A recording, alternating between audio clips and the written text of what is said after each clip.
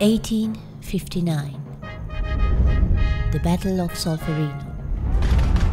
Around 6,000 dead, more than 35,000 wounded or missing.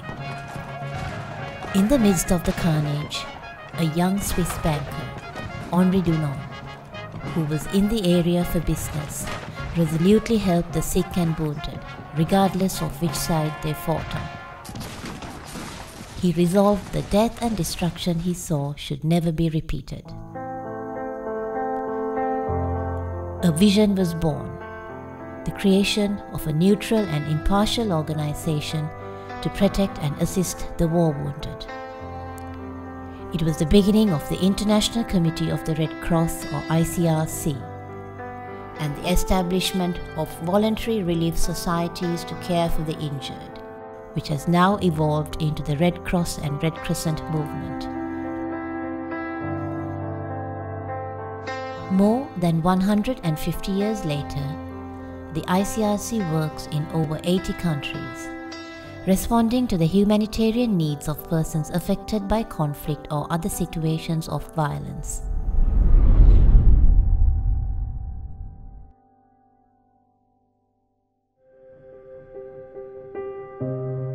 In Sri Lanka, the ICRC has been present from 1989. I started working for ICRC in May 1991 as a signal interpreter. I'd been a volunteer in Sri Lanka as an agriculturalist for 3 years and was able to speak Sinhala fairly competently, and for that reason I was able to join the team carrying out detention visits. At the beginning, in the early 1990s, ICRC had, in addition to the Colombo office, 2 offices, one in Kandy and one in Matra. And from here we're visiting temporary places of detention in the south of the country, focusing on people arrested and detained in connection with the JVP. As conflict between Sri Lanka security forces and LTT came about, ICRC's humanitarian response also shifted from the south to the north and east in the country. As ICRC's predominant role as a neutral intermediary, ICRC facilitated the smooth crossing of civilians between the government-held areas and LTT-held areas, including the sick and injured people and human remains. The A9, the main supply route connecting north and south, is again closed because of the fighting broke out in 2006. ICRC helped the Jaffna Peninsula on request of the government and the health authorities to airlift patients on weekly basis from Jaffna to Colombo. And also ICRC supported the medical authorities for bringing medicines and all the equipment to support the health authorities to provide their service in Jaffna. During the war, there were a lot of injured coming in, and they couldn't go to Colombo because of lack of transport. So what happened was the mothers of Jaffna got together and thought of arranging transport. Initially it was only transport. Then because they were fitting limbs at the Colombo Friend in Need Society, then they thought, why not have a center here? And they started that. That was the Mother's Fund in 1987. Initially we were only fitting the Jaipur limbs, made of aluminium. After the ICRC came in, we have started fitting polypropylene limbs. The polypropylene limb does a lot because it's lightweight, there's good alignment, and also they need only to change in once in 2-3 years. There's a lot of advantages of the new polypropylene, and also it's of international standard. From then onwards, the rehabilitation was easy for us to find. Either they find the jobs themselves or we find some jobs for them, and they are able to continue life happily. They take part in sports, do all activities like normal people. In my case, after a few years, I moved further north to the office at Anuradhapura, and from there we were visiting places further north. Both JVP suspects were being visited, And more we were seeing people arrested in connection with the Northeast conflict. And in this period I learnt Tamil and was able to carry out registration and interviews in Tamil. Also I was visiting areas controlled at that time by the LTTE, seeing their places of detention and often security detainees held by the LTTE in the Northeast. And similarly to the situation in the South, we were trying to ensure that they had adequate treatment and conditions, and also tried to maintain very carefully their contact with their families in the South. I was captured by LTT on the night of 19th September 1994 when my ship was attacked by two suicide black tigers of the LTTE. I was in their captivity for 8 years and 8 days. Only link that I had during my captivity with the outside world through ICRC. I was declared to ICRC after a couple of months, and from that day onwards we were visited by ICRC delegates every month or at least once in 2 months.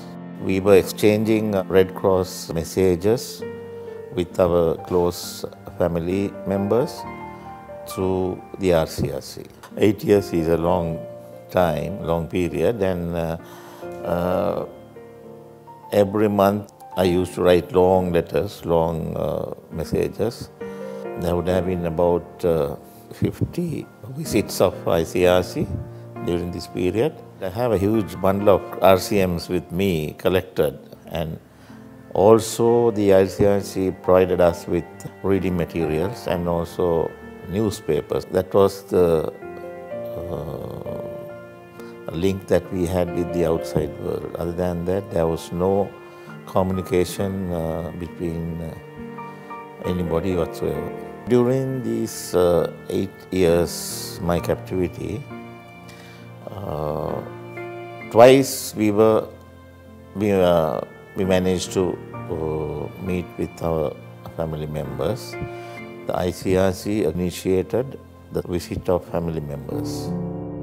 Throughout the years, ICRC conducted dissemination on international humanitarian law among Sri Lankan armed forces, Army, Navy, Air Force, and the police and the STF, and we promoted the same principles among other groups such as LTT, Plot, PPRLF, and Karuna Faction too.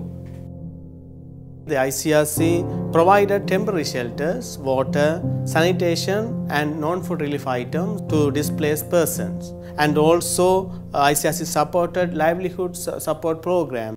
During time the tsunami happened, and that's already ICRC we have our officers in north and east, mostly the hostel part. So ICRC was able to respond to the tsunami humanitarian needs. Also we were already working with our national partner, the Sri Lanka Red Cross Society called SLRCS. So we immediately ICRC launched its relief distribution to the tsunami affected areas. Many families got separated during the tsunami, and ICRC together with the Sri Lanka Red Cross Society helped family members find each other and reunited them. Restoring family links between separated family members is something the ICRC has been doing not only during the tsunami but even during the time of displacement. The ICRC also supported affected people like Hepitikolawa, where after the Claymore attack the whole village displaced in fear. So ICRC supported also those vulnerable community in the past. මට මතකයි ජාත්‍යන්තර නතුරු කමිටුවේ 2009 මුල් භාගයේදී අපි Trincomalee green ocean නෞකාවෙන් මුල්ලේ වයිකල් බලා පිටත් වෙන්න ගියා. ඒ යනකොට අපි වේලි ආහාර සරන් පිරිසුදු වතුර රැගෙන ගියා. අපි ඒ ද්‍රව්‍ය මුල්ලේ වයිකල් ප්‍රදේශවල බාරදී එහෙ සිටින තුවාලකරුවන් ලෙඩුන් ඔවුන්ගේ නාතියෙන් රැගෙන අපි තිරුකුණාමලයටත් පොල්මොඩයටත් පිටත් වෙලා ආවා. ශ්‍රී ලංකා නේවි එකට අධීක්ෂණය යටතේ මේ සියලු දෙනා බාර දුන්නා. මට මතක හැටියට ඒ සංඛ්‍යාව 14000ක් පමණ වෙනවා. මම ඒ 3-4 වතාවක් ඒ වගේ ගමන් වාර ඇවිල්ලා තියෙනවා. මේ දෙයට ශ්‍රී ලංකා රෙකෝඩ්ස් එකත් රතුගුරු සමාජයත් අපිට උදව් කෙරුවා. The work I did with ICRC was very diverse. At points I was based in Jaffna and also in what is called the Wani and Mullativu Kilinochchi district. So the work really wasn't just focused on detention. The work was very general, concerned with protection issues.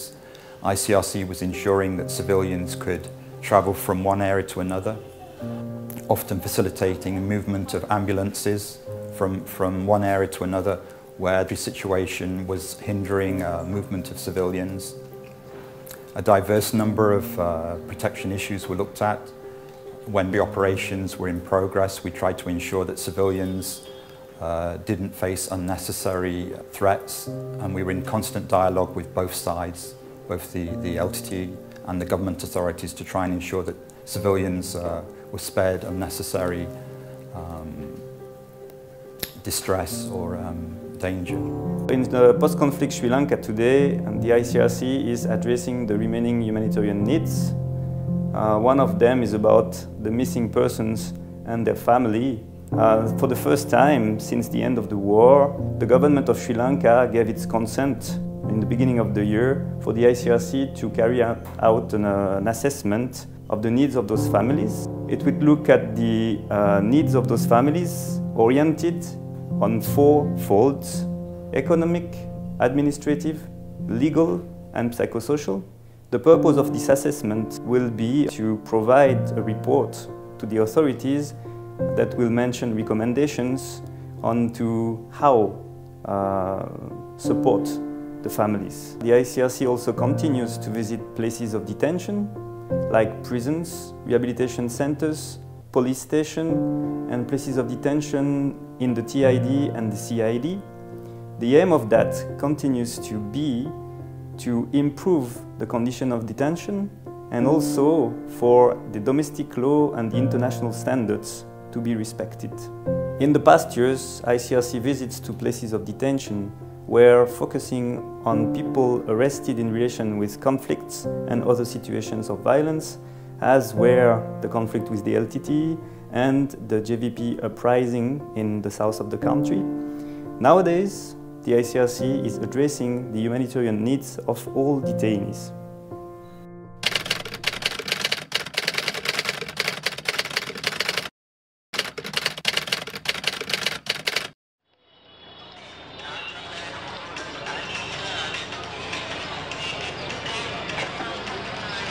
யுத்த காலப்பகுதியில் இந்த காலம் நான் மன்னார் பகுதியில் இழந்துட்டேன். இழந்து நான் வேலையிலேருந்து சும்மா தான் இருந்தேன். அதுக்கு பிறகு இந்த யுத்தம் எல்லாம் முடிவடைஞ்சு பிறகு கொஞ்ச காலம் என்னை கொண்டு தடுப்பில் வச்சுருந்தவங்க, அதாவது 2 வருஷம் 2 வருஷமாக தடுப்பிலேருந்து வந்து வெளியில் வந்து இப்போ எந்த வேலை வாய்ப்புமே எனக்கு கிடைக்கல. அதே நேரம் வேலை செய்யக்கூடிய மாதிரியான நிதி வசதியும் எங்கள்கிட்ட இல்லை. அப்படி இருந்தோமா அந்த காலப்பகுதியில் எங்களுக்கு அந்த வருமானம் திருப்தி தரல.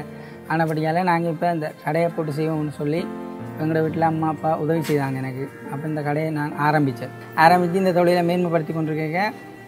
அதாவது ஐசிஆர்சி நிறுவனத்தார் வந்து எங்கள்கிட்ட பதிவுகளை மேற்கொண்டாங்க. அதாவது தடுப்பில் இருந்து வந்தவங்க, ஊனமுற்றவர்கள், மற்றது அதாவது என்ன கணவர் இழந்த குடும்பங்களுக்கு வந்து சிறிய உதவி கொடுக்குறோமான்னு சொல்லி மேலதிகமான ஒரு நிதி உதவியை நாங்கள் பெற்றுக்கொண்டோம்.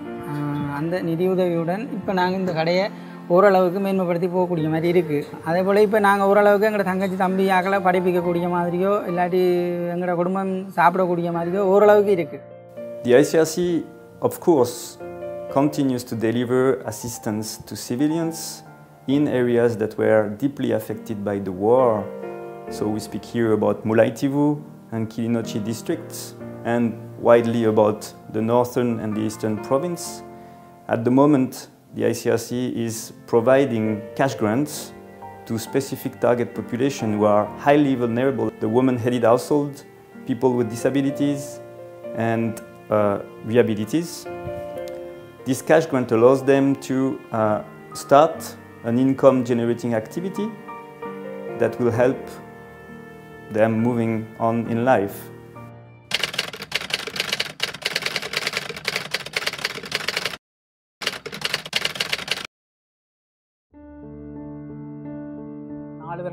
எனது தடுப்பு வாழ்வை நான் முடித்துக்கொண்டு அதுக்கு பிற்பாடு என்னை சமூகமயப்படுத்தப்பட்டு குடும்பத்துடன் இணைக்கப்பட்டது. எங்களோட வாழ்க்கையை ஒரு பூஜ்ஜியத்திலிருந்து தான் ஆரம்பிக்கிற வேண்டிய ஒரு நிர்பந்தம் ஒன்று ஏற்பட்டது. என்ன செய்ய போகிறோம்?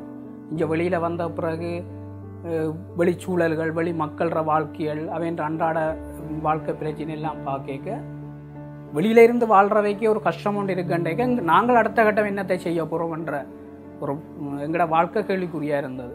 இந்த கட்டத்தில் நான் ICRC நேர எங்களை வீட்டை வந்து சந்தித்து எங்களுக்கு கடன் உதவி 50,000 ரூபா காசு தரலாம், நீங்கள் என்ன செய்ய போகிறீங்களேன்ட்டு கேட்க நான் சொன்னேன், இப்படி ஒரு கடை உண்டு, பொன் ஷாப் ஒன்று திறக்கிற ஒரு திட்டம் போட்டுருக்குறான், இந்த 50,000 ரூபா வச்சு தான் ஆரம்ப கட்ட வேலையை செய்தேன்.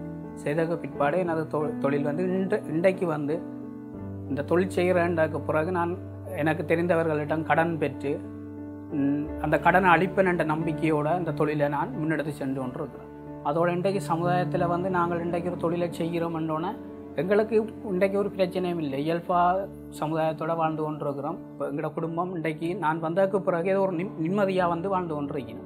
Under the Divinamo program, we have to develop some production oriented livelihood assistance. So in the long term we can improve their livelihood facilities and they can get the good living standard after some years. That's why the ICRC also now going to implement some livelihood facilities for the affected families, fishing sector as well as other sectors.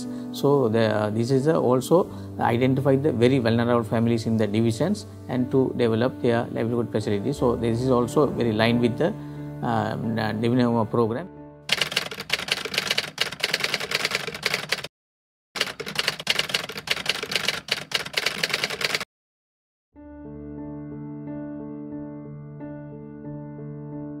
දරුණක දිත්කල්ල වැඩ කෙරුවා.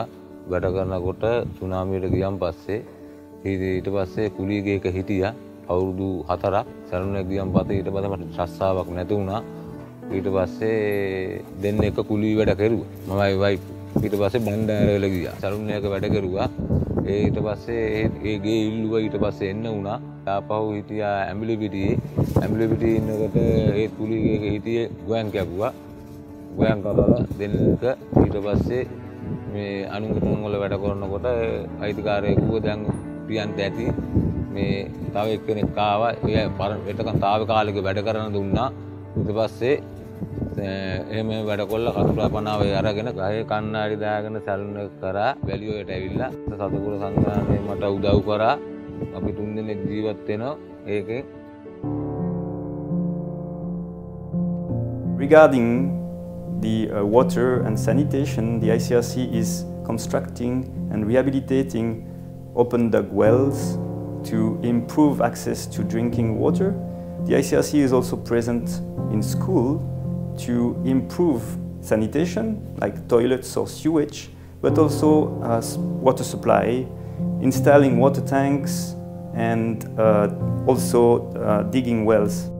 இப்பாடசாலை இந்த புதிய இடத்துல தனது செயற்பாடுகளை ஆரம்பிக்கும் போது எதுவித வளங்களும் இல்லாமலே இருந்தது. தண்ணி வசதி, பைப்லைன் வசதி எதுவும் இருக்கவில்லை. அந்த நேரத்தில் தான் ICRCயால் வழங்கப்பட்ட அந்த டேங்க் அதோடு சேர்த்த பைப்லைன்கள் நமக்கு செய்து தரப்பட்டன. எமது 200 மாணவர்களும் தொடர்ச்சியான தங்களது தண்ணி தேவையை பூர்த்தி செய்வதற்கு மிகவும் ஒரு வரப்பிரசாதமாக இருந்தது.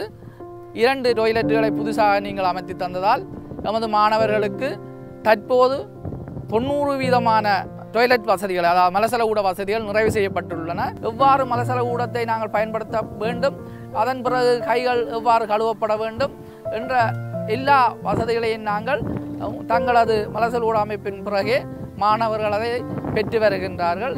அந்த வகையில் வழங்கப்பட்ட இந்த அடிப்படை தேவைகளில் முக்கியமானவை நிறைவு செய்யப்பட்டிருக்கின்றன.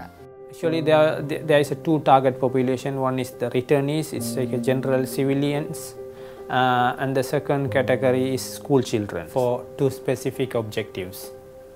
First one is rural water supply and sanitation for the returnees in northern and eastern provinces. To achieve this goal, ICRC provide access to safe drinking water and good sanitation system in Kilinochchi and Mullaitivu and Betiklo districts. The second objective is structural support to the Department of Prison to improve the living condition of detainees in detention places in Sri Lanka. Actually, JJCDR is an organization located in north. Navajivana is the south, and we had a great collaboration, especially this bridge made by ICRC. Actually, I have a good experience. We had a exposure visit to Jaipur center. At that time, we have learned so many new techniques. Actually, they use some new techniques for the cosmetic finish, processes cosmetic finish, and our technician, they learned this new technology, and now we apply in our organization also the same technology. We received support from ICRC from 2011 to 2013. Actually, we had a big financial crisis at that time. Most of the patients, they have to pay for the devices, but most of the patients are very poor. They are not able to pay anything, and at that time we get this support, and then we have given the devices, prostheses and orthoses for the disabled people free of charge because of the ICRC. They have given a great support for us to produce prostheses and orthoses, and actually they have started the reimbursement system. They covered all the expenses of the prostheses and orthoses. The ICRC continues to promote the principles of international humanitarian law among the armed forces and the national authorities and academia. Apart from that, the ICRC conducts pre-deployment briefing for the UN peacekeepers who are going to Haiti, Lebanon, South Sudan and Central African Republic. We also support the Sri Lanka Police Department with trainings in community-oriented public order management and on international human rights law.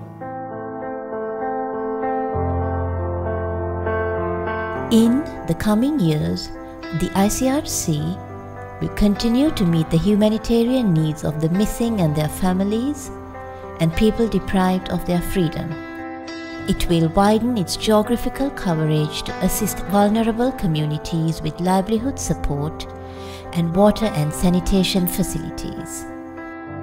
The promotion of principles of international humanitarian law in collaboration with members of the armed forces, academia and national authorities will continue.